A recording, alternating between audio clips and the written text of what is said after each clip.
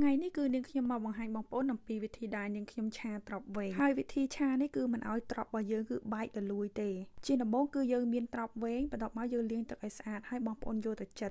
ដូចនៅក្នុងវីដេអូនេះកង់ល្មមហើយយើងចិតទៅជាជ្រុងមិនធំពេកមិនតូចពេកបងប្អូនលៃលូបទៅប៉ិនម្រាមដៃយើងបើសិនជាយើងចិតធំគឺនៅពេលដែលយើងឆាគឺវាធ្វើឲ្យក្រឆ្អិនហើយនៅពេលដែលយើងចិតតូចពេកគឺវាធ្វើឲ្យលលួយអញ្ចឹងយើងលៃលូបទៅចិតធ្វើយ៉ាងម៉េចឲ្យបានមកល្មមប៉ិនម្រាមដៃអញ្ចឹងទៅគឺវាស្រួលបន្ទាប់ពីបងប្អូនចិតរួចរាល់ហើយបងប្អូនដាក់ទៅក្នុងចានដែកមួយអញ្ចឹងទៅបន្ទាប់មកគឺយើងយកអំបិលរោយពីលើតិចហើយអំបិលនេះគឺយើងអត់រោយឲ្យប្រៃទេគឺរោយមកល្មមអញ្ចឹងនៅពេលដែលយើងរោយអំបិលហើយយើងក្លុកឬមួយក៏យើងច្បល់ក៏បានដែរ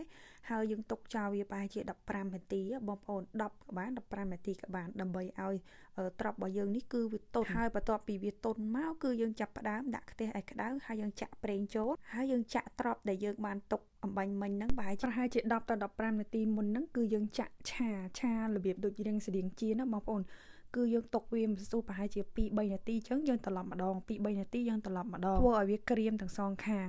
ហើយយើងឆានេះគាត់ឆាឲ្យវាទន់ទេគឺយើងធ្វើយ៉ាងម៉េចឲ្យវាឆ្អិនមកល្មមឆ្អិនទៅខាងក្រៅទុកខាងក្នុងវានៅរឹងតិចណានៅពេលដែលវានៅរឹងជាប់តិចទៅឆ្ងាញ់មកគឺបងប្អូនដួសចេញដាក់ក្នុងចានទុកមួយឡែកហើយយើងចាប់ផ្ដើមឆាជាមួយនឹងសាច់ជ្រូករបស់យើងដាក់ខ្ទះឲ្យក្ដៅហើយយើងចាក់ជាមួយនឹងប្រេងឆាហើយយើងចាក់ជាមួយនឹងសាច់ជ្រូកយើងចូលហើយបងប្អូនឆាតាមវិធីធម្មតាទៅតាមបងប្អូនចូលចិត្តតែសម្រាប់រូបមន្តមួយនេះគឺនាងខ្ញុំភាគច្រើនឆាគឺខ្ញុំចូលចិត្តដាក់ម្រេចអ្នកខ្លះគាត់អត់ចូលចិត្តម្រេចមិនបាច់ដាក់ម្រេចក៏បានដែរហើយបន្ទាប់មកគឺខ្ញុំចាក់រ៉ូឌី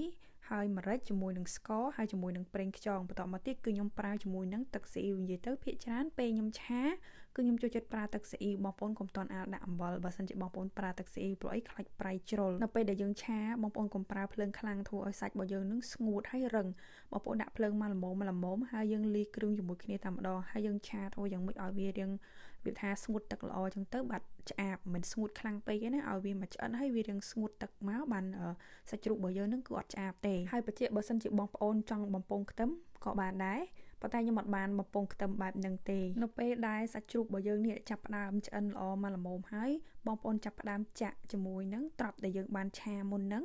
ច្បល់ចូលគ្នាតែម្ដងហើយបងប្អូនអាចភ្លក់រសជាតិទៅតាមបងប្អូនចូលចិត្តទៅប្រៃផ្អែមយ៉ាងណាគឺតាមចំណូលចិត្តរបស់យើងជាចុងក្រោយគឺយើងរោយជាមួយនឹងដើមខ្ទឹមពីលើឥឡូវនេះឆាត្រប់វែងរបស់យើងគឺរួចរាល់ហើយអញ្ចឹងបងប្អូនអាចសាកល្បងធ្វើតាមវិធីនេះបានចាសសូមអរគុណអ្នកទាំងអស់គ្នា